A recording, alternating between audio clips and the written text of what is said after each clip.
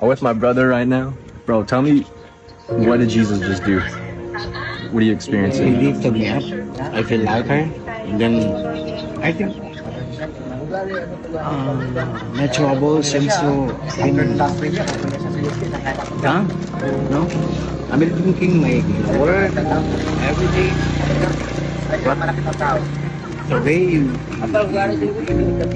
pray for me, sing Jesus name, I feel lighter. At least, yeah, my worries are gone.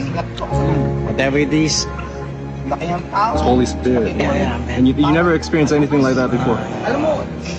Thinking my work, what I need to do, whatever it is, what will make the peace of mind. But the way you do it, Well, that's Jesus, man. yeah. That's Jesus,